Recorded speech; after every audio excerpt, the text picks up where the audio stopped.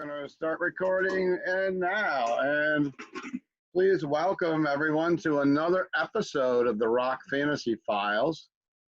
And tonight, special guest, you might recognize it. Ooh, let's all put on our masks. I'll be a sheeple.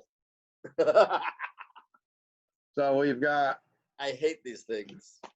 Butch Patrick. That's me.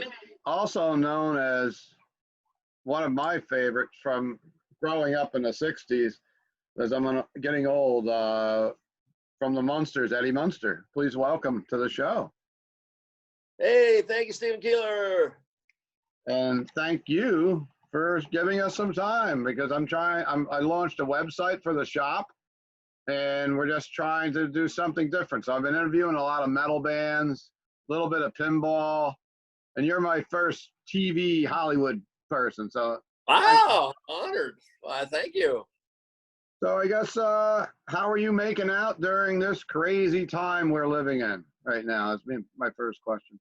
Actually, I'm really lucky. I weathered a situation back in my personal life where I separated and moved on with my life, and I had driven my trailer and cars up to Atlanta to do an appearance, and the guy was about a week away from opening, so I decided to go up to Raleigh and visit my filmmaker partner with my YouTube channel, and on a whim, I flew out to California to come visit my sister on March 13th, not knowing that on March 16th, everything would come to a screeching halt. So okay. I'm out here over 100 days, but luckily for me, my sister lives by herself. She's got a nice house. She's got an extra bedroom, and she's 4 blocks from the beach and 4 blocks from the ocean. So I lucked out. Yeah, it sounds like a nice place to go for the morning walk. Exactly. I lucked out to where I hunkered down here, and my health is good, and it hasn't affected anybody that I know. I know a lot of people have had a lot of unfortunate scenarios confront them with this whole thing, and sure. I do count my blessings on a daily basis that throughout this very, very tough time, I've been very lucky. Great. That's good news. And I guess we're going to go into the Munsters right now. And what were a couple of your favorite Munsters moments? Well, as you know, with cars and stuff, the Munster coach was one of the, it was actually on the air before the Batmobile, with George Barris' creation, along with the Dragula. Sure. But we had the coolest cars on television, and my favorite thing to do would be read the script on Monday morning and see the use of the Munster coach, because it meant two things. Number one, we would be outside because we never ran the car inside the soundstage. So we would be out in the sun, yay. And number two, usually if I was in the car, I was riding up in the back, which was like the best seat in the house in the coolest car in the country. So I was a very happy camper. Excellent. So those were your kind of favorite moments, finding out that you were going to be able to be out with what we almost call the race cars. And, yeah, also the guest stars. If we would see who was going to be coming and visiting us for the 3 days of the shoot, and it was always fun when I would see certain directors I liked or certain guest stars that I wanted to meet. Sure. It was a really great place for a kid to hang out, between the makeup and the special effects and the cars, and then just being at Universal Studios and having carte blanche to go explore. Yeah, what were some of the other shows that were being taped in that time period? What other sets did you walk in on as a child? Yeah, there was only like 4 other series. There was McHale's Navy out in the lagoon. Then there was 2 westerns. There was Wagon Train and the Virginian. Alfred Hitchcock Presents was there, but mostly it was studio. It was a movie studio where they had a lot of movies going on. Any given day there'd be maybe 12 to 14 different movies. Wow. And then you figured that the typical movie would shoot for about 3 months, and then they would strike the soundstage, build another interior in the soundstage. So in a year's time, you would have maybe 60 movies, and then I was there 2 years, so that's like over 100 movies. I had the privilege to go poke around and see what they were up to. Yeah, what a busy time that must have been. Yeah, sure. That sounds great though. What else do I got to say? Now, there was a band, and I forgot to get the album out, and I think we discussed it a little bit when you were in Middletown last year. There was a band that did like a surf punk rock, and they were calling themselves the Munsters. And you're familiar with that. there's a band that was licensed by Universal and the Munsters owners that, came out in the 60s during the show. Yeah. They had masks on. They weren't Yes. really a real band. Decca, there was 2 albums. One was on Decca, and I think the other, I can't remember what the other, maybe The they one both, I don't know. There were 2 albums. Yeah. Go ahead. Sorry. Yeah, the one that I was thinking of had that song, "The Munster Creep." Do the Munster Creep, yeah. Do the Munster Creep, and we played, and we had those DJs that came and played when you did the appearance in Middletown last year. Because I saw some footage on a YouTube as I was looking at it. It was at the Hollywood Bowl, and that band you mentioned that had the masks on were playing, and then you guys were there with one of the cars. Unless it was all blended together, it looked like you guys were there doing some kind of an appearance while this band was jamming, and I thought that was quite unique. It was called a Youth Day at the Hollywood Bowl, and it was on a weekend, when we were off, and it was like some of the pictures that I actually have. John Derrick, the actor, was out there with his camera, and he had taken some interesting shots of me, like pondering my thoughts over the Munster coach radiator, and you could see behind me one of the grandpa character of the musician with his mask on, and then we would go out in front with the Munster coach in front of all these kids, because it was Youth Day. So, it was pretty cool. Yeah, it was definitely a packed house from watching the video. I guess moving on to a couple other Munsters questions before we do a little bit more of your career. Who played Uncle Gilbert in the Munsters was my question. Was it Ben Chapman or one of the guys that actually wore the suit? No, it wasn't Ben. I was good friends with Ben, and I am good friends with Rico.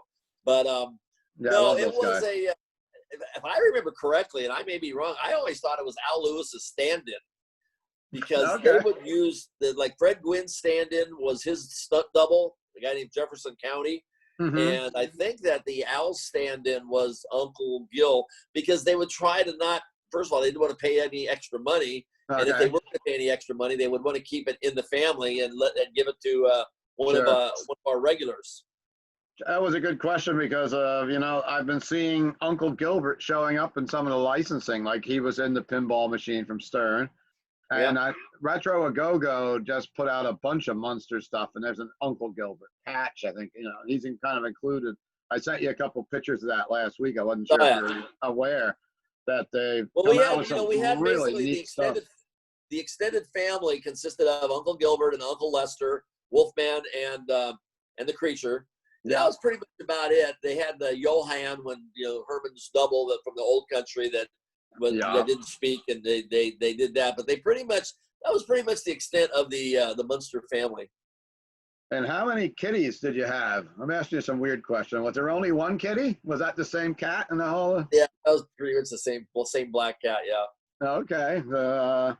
And you also, what was it like working on the Saturday morning with the Saturday morning TV legends?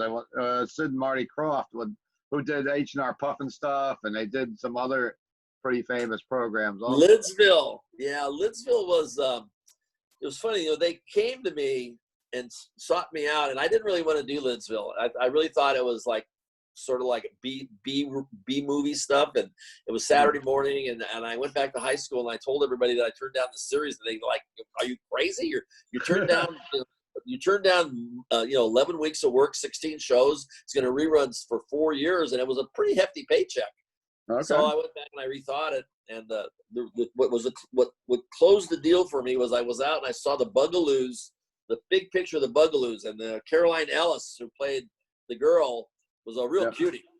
And I thought, well, maybe if I hang around here, I'll run into her. There you go. And instead, all I did was run into Charles Nelson Riley. Oh yeah, from it was pretty famous through the Hollywood Squares back in the day, right? He was also on the Ghost of Mrs. Muir. He was on about 4 different series. He worked a lot. I think he did a lot of cartoon voices too, if I'm not mistaken. Yep. And what else do we have to talk about today? So that was kind of a psychedelic show. Oh, definitely it was. Although Sid and Marty will tell you that it had nothing to do with drugs, but just the puppet stuff and the Lidsville. Come on, give me a break. And the colors and the stuff. It was definitely psychedelic somebody was eating some acid, no doubt about it. For sure.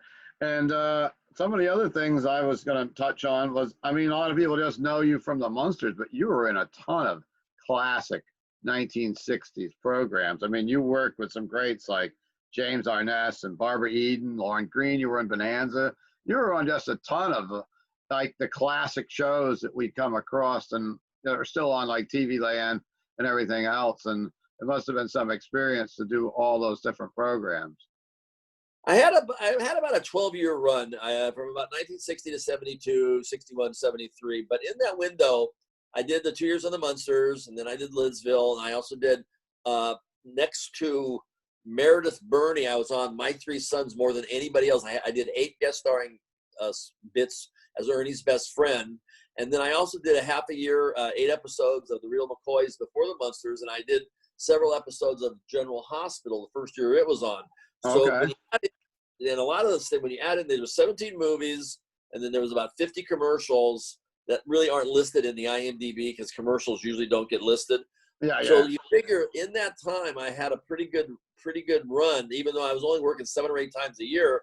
They were pretty good things. For sure. I mean, you were, and you also did some work with Disney, right? With some of the Disney movies? Did some Disney stuff for a few years, a couple World of Colors, a couple movies. Nothing big like Kurt Russell or Haley Mills, but I was on the lot and I was working, and I was a Disney kid for a while. And then I did like two Adam 12s and 2 Bonanzas and 2 Gunsmokes and 2 Heads. I don't know. There was like, it was funny. I did doubles of a lot of stuff. And then I was lucky enough to do the Monkees and the movie for Chuck Jones, which was called The Phantom Tollbooth, based on a very famous book. Yeah. And that took up about a year and a half, going back and forth. So even though I may not have the most credits in Hollywood, I have a pretty good run for 12 years, and I did some interesting, cool stuff. That's for sure. That's what I wanted to kind of touch on the interview with you, was not just talk about the Munsters, because everybody talks that with you, but to me, like shows like Gunsmoke, some of these iconic 60s shows were just, amazing. It's still fun to watch nowadays. Let's talk a little bit about your visit. You came to Middletown last year. Yeah. And the reason you came there was because Stern Pinball released the Munsters pinball machine. And yeah, I did get a free pinball machine. You got a pinball now, and Never got a free pinball machine I was promised. You did. Oh, so you were promised one and didn't get one yet, huh? Yeah, so that was ex-wife, so you never know. Oh, okay, Maybe she's got it. Oh no! I was gonna say, if Gary Stern's watching, could put your pinball, Yeah, I'll take it. Doesn't even have to be the top one. I'll take whatever you got left laying around. We brought it down to the Comic-Con last year, which was a fun experience for me, and we had 2 of the cars there. I don't think those are the cars you own, but those were the Dragula, and the Munster coach was there with a gentleman I met with you named John, I believe. John Spergato. Yeah, has a bunch of classic cars. Oh, he's got some serious good stuff. And a good friend, a mutual friend of ours, it was a small world that Vinny and Irene, helped travel you around a little bit and stuff. And it was a great weekend. And then you ended up in Middletown at my old location of Rock Fantasy. Now I moved, and we did a little signing, and I think it went over pretty well. It did. We had a nice bowling party over at Quinn's Pins. That was fun. The bowling with Butch, and we had a DJ there. They were playing the Munster Creep and all this. Yeah, that was fun. It was a good time. I really enjoyed it. We'll have to do it again sometime. Oh, we definitely will, especially now that we got a new location, and I guess I don't know. I can't even imagine how much work it must be for you to move. You know what? It was a ton of work. Somehow we pulled it off within like 1 weekend. Wow. The machines, huh? It was, yeah, the machines were the easiest part. The section with the pipes and all that was the hardest part, like the smoke shop and all those cases. But I had a bunch of young kids that were really helpful. We never hired a mover. Yeah. I had a bunch of young kids that were iron workers. They kind of said, "Hey, Steve, did you break a bunch of stuff?" Some stuff broke, but not that much. It was a pretty good move. We started moving on the Black Friday weekend is when it was a record store day on Friday. We had Small Business Saturday, and that night we had a party at the Quinspins where you did, and we had some bands playing for an anniversary of the store. That next morning, we hit the store. We were reopened in a skeleton form that following Thursday at the new location. So we pulled it off. You know why that was? Is because you're a good guy and everybody rallied around you to help you. We definitely got a lot of help. And I mean, we were still setting things up and making it perfect when the pandemic hit back, in March, because we were, we got in, we got our feet set up, we did the Christmas rush, and then we were gradually setting things up. I was a little late today with you because we got the new Teenage Mutant Ninja Turtle pinball machine from Stern, and I decided to keep going and be positive and buy a new game for the shop, even though we got all the turmoil, and who knows if we get to have to close down again with the pandemic, but we're trying to keep one foot in front of the other. Yeah, if you tell them, listen, I'm at my sister's house. I'm supposed to mention this too. I forgot. If anybody on the West Coast, or if you know of anybody, she wants to sell her sit-down, mid-condition Ms. Pac-Man. It's a sit-down. Is that like a cocktail table? Yep. Then? Yep. Okay. Well, does she have a price for it, or is it something we'll have somebody contact you? Okay, hold on a second. It's Pac-Man and Ms. Pac-Man. Yeah, it has a switch. You can play either one. You can play either one. It's Pac-Man and Ms. Pac-Man in mid-condition. All right, so I'll ask around for people in the know about that. And anything else you'd like to add of things that, you're working on this year, or, now we're all kind of in limbo. Usually, well, I got a new trailer with the new escape room. It's really exciting. It hasn't, I've only had it in one place to use it, but it worked out really, really well. I'm working on a couple really great projects. One that has to do with my Coach to Coast YouTube channel. It's weird without being able to go out and hit the road, because I was always on the road. That's what I did. For sure. So everything came to a screeching halt. And like I told you before, thank God I was at my sister's house, because, I had a place in New Jersey I could have stayed, but, I can't imagine I would have been going. The guy said he's got a very nice place, but without family and just being isolated by yourself for long periods of time, you go crazy. Yeah, I'm into that. I'm with my wife here and taking care of her because she got some health issues, and we adopted a little pup here right before the pandemic, so she's kept me a little sane. You can hear her barking in the background. Yeah, we've got Michelle's got a small dog too. Ellie's right at my feet as we speak. Yeah, but cool. Pets are great. But no, I'm working on a couple things. I'm going to be in Houston. They're doing a movie. A lot of people have been reaching out to me. I guess like I said, they've been going over stuff that they've been laying around from years gone by that they've now brought to the forefront, and a lot of it has included me. So I'm very excited. I found a couple cars for a museum out here that I facilitated the sale and made a commission. Okay. Things that I'm kind of a hustler like you. There's always something. Yeah, and I tell you what, I'm not a gypsy. I'm not on the road, but of course, everyone else I've been interviewing for my new program are people that are in metal bands or tour managers that are they're not used to sitting home. And like you, you're constantly out doing appearances, meeting with fans, and bringing the cars out and giving great experiences. I'm bummed. I had a very, very killer trip to the northern Spain. Oh, wow. And it got canceled because of the EU isn't letting anybody into the States.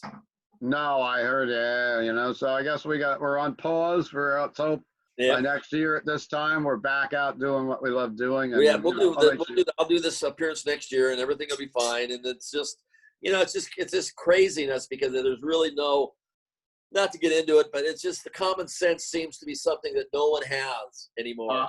I would agree with that. And there's just so much people arguing about this and that. And like today, I was in my store actually for the first time for all 7 hours today, because I was breaking in a new employee, waiting for a pinball to get delivered, and my credit card machine broke all on the same day.